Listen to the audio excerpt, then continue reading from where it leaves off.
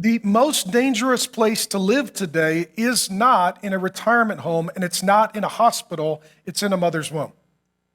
The leading cause of death in America is not COVID, it is abortion.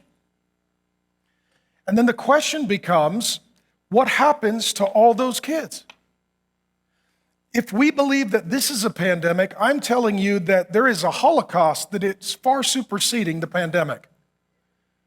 Okay? And I just cannot stomach another liberal, godless, murderous governor telling us how valuable human life is. I can't stomach it anymore. That ultimately we believe that people are made in the image and likeness of God and they have dignity, value, and worth in the sight of God from the womb. And that if we care about life, we should care about all life, and life begins at conception. Okay? And so not only does this apply to miscarriage, this also applies to stillborn. This also applies to children who are born and then don't live long, and this also includes abortion. And I know this is a bit of a complicated subject, and we're supposed to be having an encouraging day, but I think that this will greatly encourage you. Here are the options, 6 options. Number 1, all babies are sinners and go to hell. Okay? How many of you don't vote for that position? Amen? You're like, yeah, it doesn't feel right. Okay, but you would have to be a really cruel, cold-hearted person to go there. Number 2, all babies are elect by God and go to heaven. Number 3, God chooses some babies for heaven, but not all. Number 4, all babies are innocent until they reach the age of accountability. Number 5, all babies baptized into a covenant family go to heaven. And number 6, God decides who goes to heaven and hell. How many of you have heard this age of accountability? The children are basically innocent until a certain age, and then they are morally responsible. Before that, they are not. There are some places in Isaiah and Jonah that seem to infer that as kids grow, they get more moral reasoning. I'm not going to get into all the details. I wrote 7 days of daily devotions. You can sign up for them for free. I'll give them to you gladly. It's about 5,500 words, and I get into this really deeply starting tomorrow. But the point is that an age of accountability is something that people don't agree on the age of, and the Bible does not speak to, in my opinion. I don't believe that at age 12 or 13, which is where most people put the line, that you're not a moral, cognizant being until junior high. How many of you have little kids that know right and wrong and they actually know Jesus?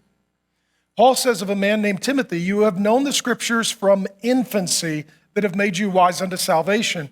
The word there in the Greek, the original text, is from a really little baby, like still being held by mom. It is possible for a little child to know Jesus. My kids, quite frankly, our kids, they all knew Jesus at a young age. They prayed to him, they loved him. Most of them were baptized before kindergarten or first or second grade. My kids grow up knowing and loving, serving Jesus. It wasn't just at one point that their moral reasoning or capacity was like a switch that went from off to on. The moral compass and conscience of a child is more like a dimmer switch. The more they learn and the longer they live, the more illumination and insight they have. So I don't believe in an age of accountability. In addition, some would say if they're baptized into a covenant family, they go to heaven. And the thought there is that ultimately the parent is very concerned that the child will go to heaven, so they want to do something to predestine the child. There's a concept in the Bible called predestination. We're going to get into Romans here in September. Push that sermon series out. Predestination does come there. The point is that somebody's trying to choose the destiny of someone else. And what parents do who love their kids, they try to predestine their kids. How can I get them into heaven? I'll get them wet, and God likes wet people, so obviously he'll take them to heaven. Now, baptism literally means to plunge, dip, or immerse. Do you know why we do not do that to children? It's abusive. That's why. So we sprinkle them. And the early church started baptizing infants to give parents some assurance that their child, their baby, their little one would go to heaven. Yet it is not baptism that saves, it is Jesus who saves. And that ultimately, Jesus' pattern of baptism is that he was baptized as an adult, not as a baby. And so I don't see the baptism of children anywhere in the entire Bible. I see children, but not babies, not really little ones. So the question is, well, how do you get your baby to heaven? Here's the point. You don't get anybody to heaven. Jesus does. You don't get yourself to heaven. How do you think you can get your baby to heaven? Jesus can get you to heaven, and he can get them to heaven.